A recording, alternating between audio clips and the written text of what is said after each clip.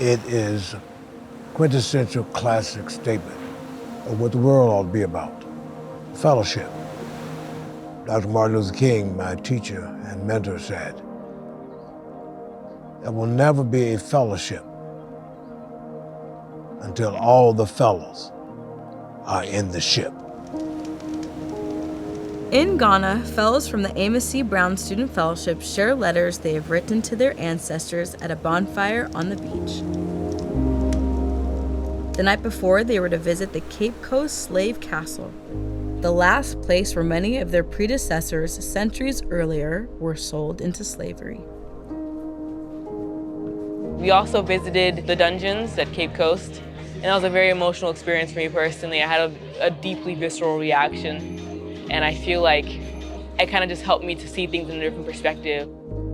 Sadly, the 400-year-old castle became the final home for many of God's children. Dark, dingy cells filled then with our brothers and sisters and stripped of their humanity. It was a lot to process, and for many will take time. I'm very grateful for the experience that I've had here.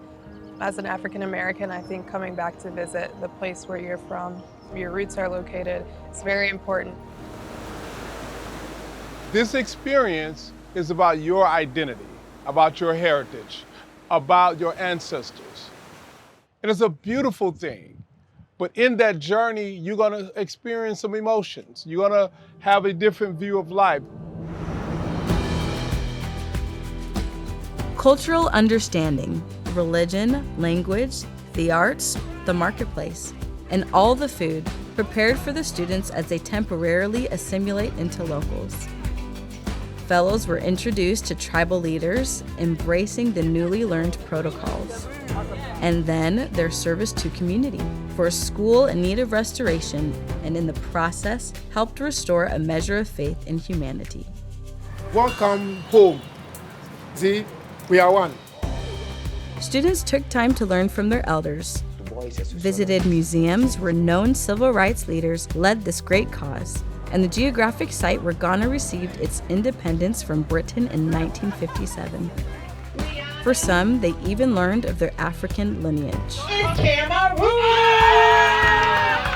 A DNA test guiding many of the fellows to trace their maternal line to West African villages. To me, it symbolizes like the beginning of who I am, because now I feel like I have like a place of origin of where my story as African American started.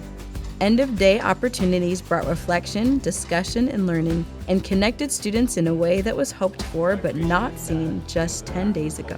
Thank you to everybody that I've met and will continue to meet on this trip. It's changing me, and I hope that it's changing all of you too. We're excited to be part of this.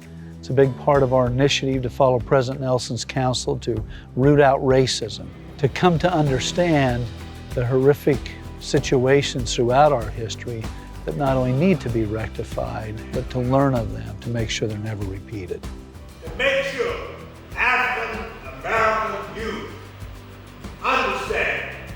In this first ever fellowship to Ghana, the 81-year-old Reverend Brown articulates the spiritual foundation to overcoming the politics of divisiveness and the long-term value in loving our neighbor.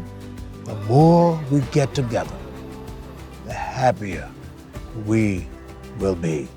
If we would only get together and say, we are family.